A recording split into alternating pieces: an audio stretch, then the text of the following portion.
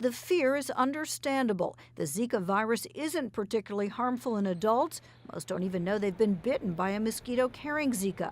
But the concern is for pregnant women who get infected. Zika may be linked to a severe birth defect called microencephaly, babies born with smaller skulls and brains. The head of the World Health Organization will convene an emergency meeting next Monday to decide whether to declare a public health emergency. The level of concern is high, as is the level of uncertainty. Questions abound. We need to get some answers quickly. Here in the United States, the Centers for Disease Control has confirmed 31 cases in 11 states and the District of Columbia. All of those are people who had traveled to the affected areas. Officials tried to calm concerns.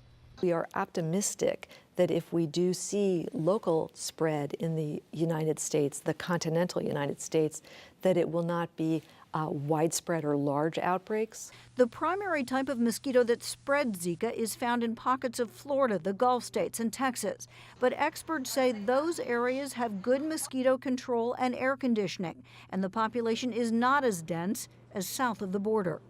The CDC has advised pregnant women to consider postponing trips to the affected areas, including parts of South and Central America and the Caribbean.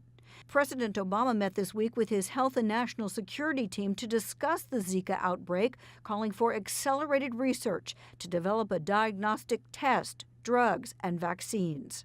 Our real concern is about this correlation between the Zika virus and a particular birth defect. And that's what we're mindful of, and that's why we're mobilizing the kind of response that we believe is consistent with the threat that's out there.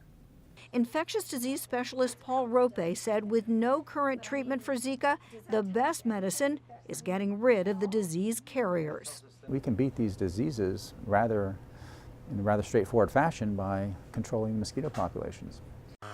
Rope is calling for stepped-up research into safer insecticides to fight mosquitoes, and he says it is critical to destroy their breeding grounds, even small amounts of standing water. Experts say there is one report of possible spread through a blood transfusion, another through sexual activity. But as of now, they do not believe person-to-person contact is a major concern. We have to keep it in perspective. It's, again, something to watch and keep our eyes on, but not something to get terribly panicked about just yet. Lisa Stark, Al Jazeera, Washington. The estimate coming out of Central America and South America.